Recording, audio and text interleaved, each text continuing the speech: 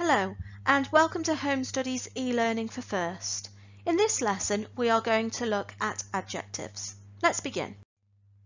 First of all, let's have a look at the position of adjectives. So, they go before the noun they describe. For example, we went to the beautiful countryside. I bought a pair of new shoes when I went to the shopping centre. And they go after the verb. For instance, last year, there was a terrible earthquake in Asia. The flowers in my grandmother's garden look amazing. So, adjectives go before the noun they describe and they go after the verb. Let's have a look at the order of adjectives. So, first of all, we will describe the opinion or the impression. Then, the size, age, shape, colour, origin, material, and purpose. Let's have a look at some examples. A beautiful old blue and white Chinese vase. So we've got the opinion or the impression, followed by the age, then the colours and the origin. An enormous grey African elephant. Size, colour, origin. A large antique oval wooden table. Size, age, shape, material. A tiny yellow duckling, size and colour. And finally, an elegant navy silk blouse. So, opinion or impression, followed by the colour and the material. Now, adjectives ending in ed and ing.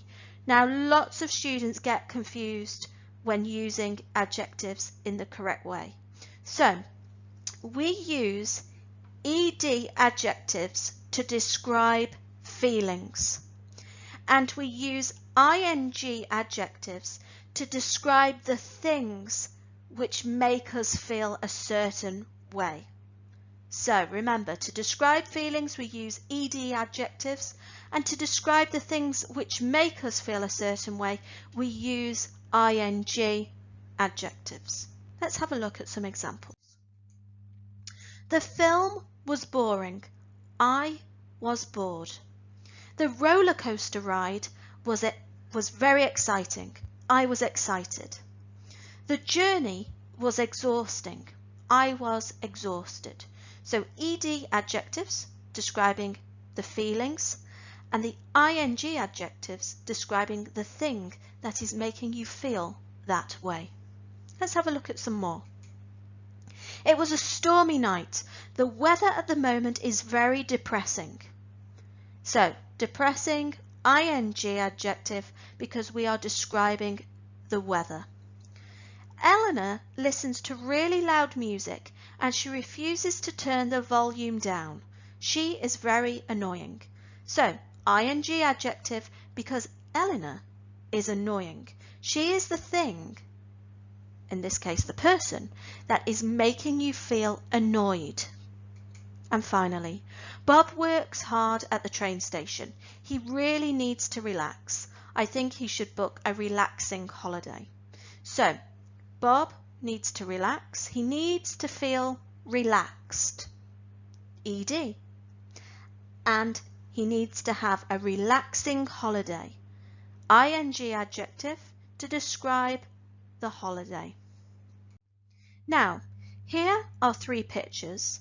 I would like you to create as many sentences as you can to describe the three pictures. You have approximately 1 minute to write those sentences using ed and ing adjectives. You may begin now.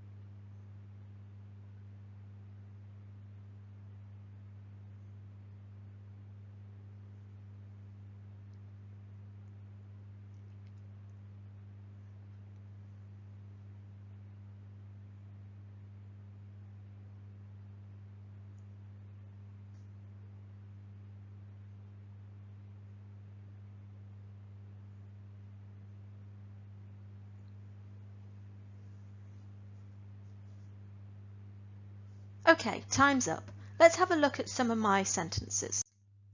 The smoothie was absolutely disgusting. The boy was disgusted by the horrible taste of the smoothie. He was absolutely exhausted after studying all night.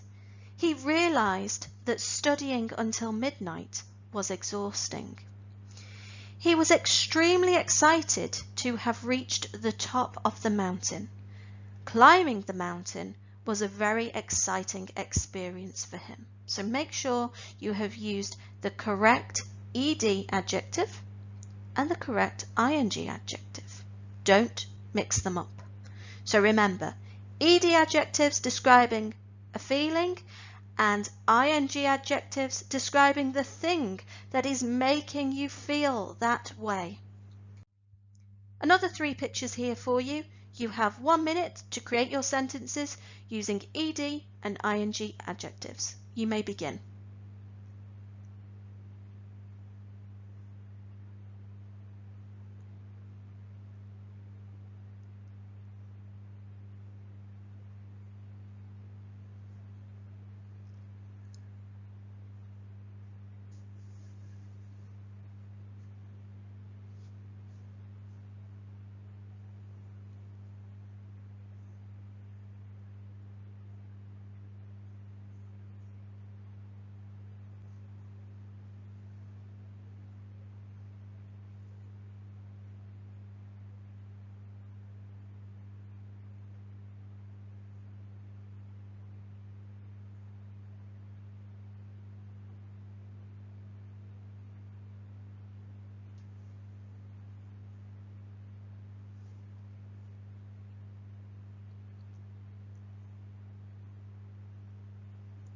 Okay, time's up. Let's have a look at my sentences.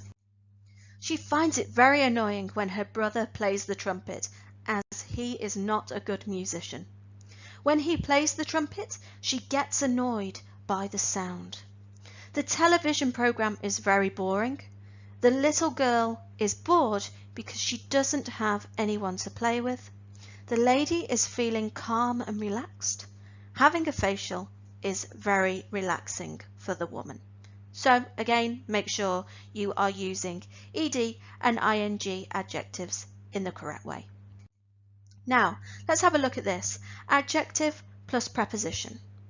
Now, these are quite popular adjectives plus prepositions that can come up during the FCE exam. So let's have a look at these. So we've got interested in, keen on, bored with, familiar with, excited about, fond of, capable of, good at, and accustomed to. So they're all adjectives followed by a preposition.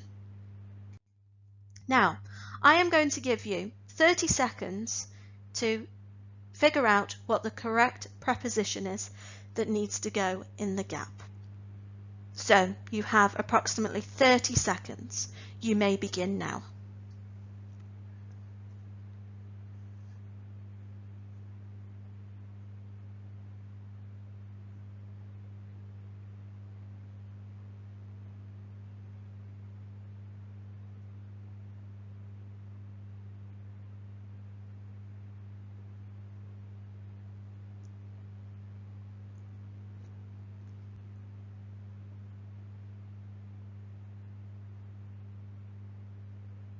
Okay, let's have a look at the answers.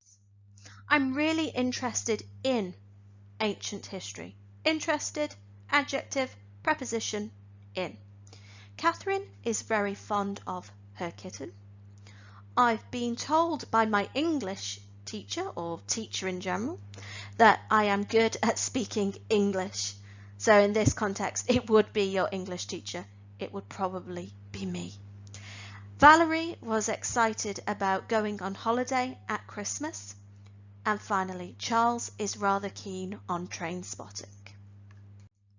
Now, compound adjectives. Compound adjectives are 2 or more words that are joined by a hyphen. We use a hyphen when the compound adjective is before the noun. And we do not usually need to use a hyphen when the compound adjective is after the noun. So an example, he was an American-born astronaut. So here we'll use the hyphen because the compound adjective is before the noun. And the astronaut was American-born, no hyphen here because the compound adjective is after the noun. Now, compound adjectives and numbers. So, 4 hour. We would say it was a 4-hour flight to Rome. We would not say it was a 4 hours flight to Rome. Do not put an S on the end. 15 minutes. The business meeting adjourned for a 15-minute break. We would never say 15 minutes break. When we're using a compound adjective, we do not need the S on the end. And another example, 2 week. We had a 2-week holiday in the Canary Islands. So remember, no S at the end of the compound adjective when we're talking about numbers. Now, nouns, adjectives or adverbs plus a past participle. So for example, homemade, it's a noun plus the past participle. My partner baked a homemade banana loaf and it was absolutely delicious. Well-behaved, adjective. So we could say the 4 well-behaved children were allowed to go outside. And finally, brightly coloured. So brightly is an adverb plus the past participle, coloured. The parrot had brightly coloured feathers. Now here we've got the noun or adjective or adverb plus the present participle with ing. So English speaking. The English speaking pilot announced that there was a delay. So here we've got the noun plus the present participle with ing. And the next one, mouth-watering. There was a selection of mouth-watering burgers on offer at the restaurant. So here, adjective plus present participle with ing. And those burgers right there look absolutely yummy. I wish I could eat one right now, but unfortunately, I'm on a diet. And finally, hard-working. Adverb. He is the most hard-working student in the class, and hopefully you are the most hard-working student at the moment. And finally, compound adjectives without participles. Now there are more, but these are just a few. Sugar-free, ice-cold, part-time, long-term, and world-famous. So hopefully you've learnt something new during this lesson. Now it's test time. Good luck.